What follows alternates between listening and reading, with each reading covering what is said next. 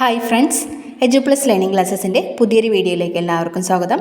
ഇന്നത്തെ ക്ലാസ്സിൽ നമ്മൾ ഡിസ്കസ് ചെയ്യാൻ പോകുന്നത് കറണ്ട് അഫയേഴ്സുമായി ബന്ധപ്പെട്ടുകൊണ്ടുള്ള കുറച്ച് ക്വസ്റ്റ്യൻസ് ആണ്. നമുക്ക് നോക്കാം. ആദ്യത്തെ ചോദ്യം, മുൻ ചീഫ് സെക്രട്ടറിയും മുഖ്യ വിവരാവകാശ കമ്മീഷണറുമായ ഏത് വ്യക്തിയുടെ ആത്മകഥയാണ് അതിജീവനം? അതിജീവനം എന്ന് പറയുന്നത് ഒരു ആത്മകഥയാണ്. അത് എഴുതിയത് മുൻ ചീഫ് സെക്രട്ടറിയും മുഖ്യ വിവരാവകാശ കമ്മീഷണറുമായ ഒരു വ്യക്തിയാണ്. അദ്ദേഹത്തിൻ്റെ പേരാണ് വിശ്വാസ് മേത്ത. അതിജീവനം എന്ന ആത്മകഥ ആരുടേതാണ് എന്ന് ചോദിച്ചു കഴിഞ്ഞാൽ വിശ്വാസ് മേത്തയുടേതാണ്. അതിജീവനം വിശ്വാസ് മേത്ത. നമ്മുടെ ജീവിതത്തിലെല്ലാം പ്രതിസന്ധികൾ വരുന്ന സമയത്ത് നമുക്കതിനെല്ലാം അതിജീവിക്കണമെങ്കിൽ എന്ത് വേണം? വിശ്വാസം വേണം. അങ്ങനെ ഇതുമായിട്ട് കണക്ട് ചെയ്ത് വയ്ക്കുക. അതിജീവനം വിശ്വാസ് മേത്ത. അതിജീവനം നടക്കണമെങ്കിൽ വിശ്വാസം വേണം. അതിജീവനം എഴുതിയത് വിശ്വാസ് മേത്തയാണ്. വിശ്വാസ് മേത്തയുടെ ആത്മകഥയാണ്. ഇതിൽ നിന്നും മറ്റൊരു ചോദ്യം കൂടെ നമുക്ക് ലഭിച്ചു. മുഖ്യ വിവരാവകാശ കമ്മീഷണറാണ് വിശ്വാസ് മേത്ത. അടുത്തത് 2023 ജ്ഞാനപീഠ പുരസ്കാര ജേതാക്കൾ. 2023 ജ്ഞാനപീഠ പുരസ്കാരം ലഭിച്ച വ്യക്തികളാണ് ഉറുദു കവിയും ഗാനരചയിതാവുമായ ഗുൽസാർ, സംസ്കൃത പണ്ഡിതനായിട്ടുള്ള രാം ഭദ്രാചാര്യ. ഈ രണ്ടു പേർക്കാണ് ജ്ഞാനപീഠ പുരസ്കാരം 2023 ലഭിച്ചിട്ടുള്ളത്. ഉറുദു കവിയും ഗാനരചയിതാവുമായ ഗുൽസാർ, സംസ്കൃത പണ്ഡിതനായിട്ടുള്ള രാം ഭദ്രാചാര്യ. 21 ലക്ഷം രൂപയാണ് പുരസ്കാര തുക. 21 ലക്ഷം രൂപയും വാഗ്ദേവി ശില്പവും ഫലകവും അടങ്ങുന്നതാണ് പുരസ്കാരം. ജ്ഞാനപീഠ പുരസ്കാര സമ്മാന തുക 21 ലക്ഷം രൂപയാണ്. അത് ലഭിച്ചത് ഉറുദു കവിയും ഗാനരചയിതാവുമായ ഗുൽസാറിനും സംസ്കൃത പണ്ഡിതനായിട്ടുള്ള രാം ഭദ്രാചാര്യയ്ക്കുമാണ്. അടുത്തത്, വിശ്വാസ് മേത്ത വിരമിക്കുന്ന ഒഴിവിൽ മുഖ്യ വിവരാവകാശ കമ്മീഷണറായി നിയമിക്കാൻ സർക്കാർ ശുപാർശ നൽകിയത് ആരെയാണ്? വി ഹരിനായർ. നമ്മൾ മുമ്പത്തെ ക്വസ്റ്റ്യനിൽ പഠിച്ചു. മുഖ്യ വിവരാവകാശ കമ്മീഷണറാണ് വിശ്വാസ് മേത്ത വിരമിക്കുന്ന ഒഴിവിൽ മുഖ്യ വിവരാവകാശ കമ്മീഷണറായി നിയമിക്കാൻ സർക്കാർ ശുപാർശ നൽകിയിരിക്കുന്ന വ്യക്തിയാണ് വി ഹരിനായർ. ഇന്തോനേഷ്യൻ പ്രസിഡന്റായി അധികാരത്തിലേറിയ വ്യക്തിയാണ് പ്രബോവോ സുബിയാൻഡോ. ഇന്തോനേഷ്യൻ പ്രസിഡന്റാണ് പ്രബോവോ സുബിയാൻഡോ. ലളിതമായ വാക്കുകൾ നിർദ്ദേശങ്ങളായി നൽകി 1 മിനിറ്റ് ദൈർഘ്യമുള്ള വീഡിയോകൾ നിർമ്മിക്കാനുതകുന്ന ഓപ്പൺ AI നിർമ്മിച്ച സാങ്കേതിക വിദ്യയുടെ പേരാണ് സോറ. ജാപ്പാനീസ് ഭാഷയിലെ ആകാശം എന്ന അർത്ഥം വരുന്ന വാക്കാണ് സോറ.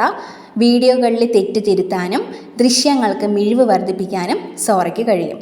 ലളിതമായ വാക്കുകൾ നിർദ്ദേശങ്ങളായി നൽകി 1 മിനിറ്റ് ദൈർഘ്യമുള്ള വീഡിയോകൾ നിർമ്മിക്കാനുതകുന്ന ഓപ്പൺ AI നിർമ്മിച്ച സാങ്കേതിക വിദ്യയുടെ പേരാണ് സോറ. ജാപ്പാനീസ് ഭാഷയിൽ സോറ എന്ന് പറഞ്ഞാൽ ആകാശം എന്നാണ് അർത്ഥം. അടുത്തത്, നാസയും ഏത് രാജ്യത്തിൻ്റെ ബഹിരാകാശ ഏജൻസിയും ചേർന്നാണ് ലോകത്തിലെ ആദ്യത്തെ മരം കൊണ്ടുണ്ടാക്കിയ ഉപഗ്രഹം വിക്ഷേപിക്കാൻ തയ്യാറെടുക്കുന്നത്? ആൻസറായി വരുന്നത് ജപ്പാൻ്റെ ബഹിരാകാശ ഏജൻസി ആയിട്ടുള്ള ജാക്സയാണ്. ഇപ്പം നമ്മൾ ജാക്സ ഒരുപാട് ന്യൂസിൽ വരുന്നുണ്ട്, അതുകൊണ്ട് അത് ചോദിക്കാൻ വളരെയധികം സാധ്യതയുണ്ട്. നാസയും ഏത് രാജ്യത്തിൻ്റെ ബഹിരാകാശ ഏജൻസിയും ചേർന്നാണ് ലോകത്തിലെ ആദ്യത്തെ മരം കൊണ്ടുണ്ടാക്കിയ ഉപഗ്രഹം വിക്ഷേപിക്കാൻ തയ്യാറെടുക്കുന്നത്?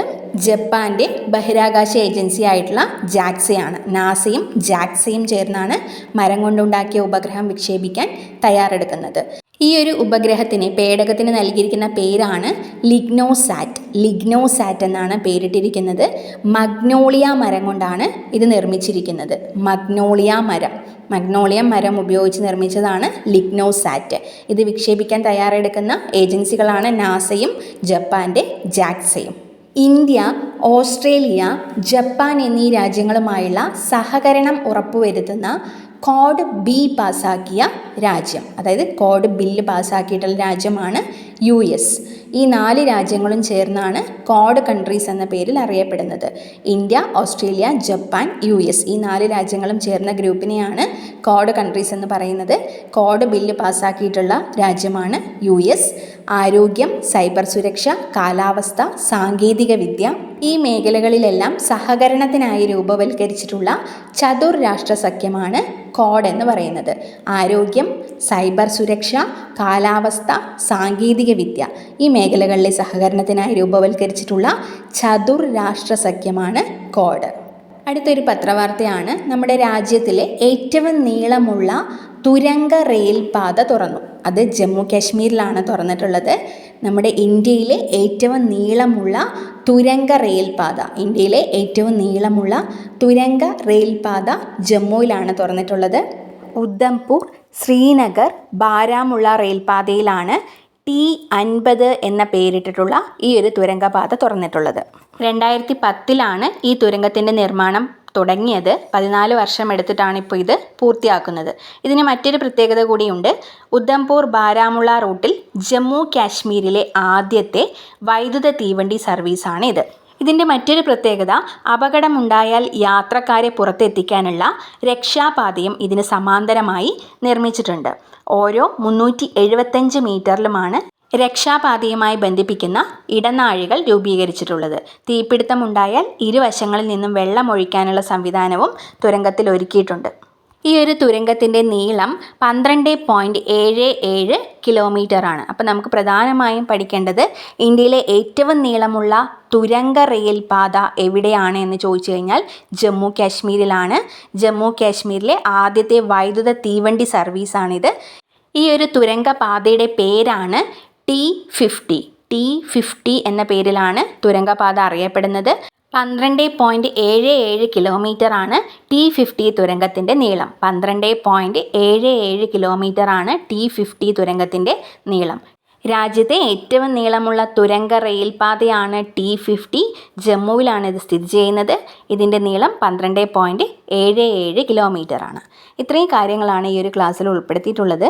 ഈ ഒരു ക്ലാസ് നിങ്ങൾക്ക് യൂസ്ഫുൾ ആയെന്ന് കരുതുന്നു. യൂസ്ഫുൾ ആവുന്നുണ്ടെങ്കിൽ മറ്റുള്ളവർക്കൂടെ ഒന്ന് ഷെയർ ചെയ്ത് കൊടുക്കുക. ക്ലാസ്സിനെ കുറിച്ചുള്ള നിങ്ങളുടെ അഭിപ്രായങ്ങൾ കമൻറ്റിലൂടെ അറിയിക്കുക. നമുക്ക് മറ്റൊരു ക്ലാസ്സുമായി കാണാം. താങ്ക്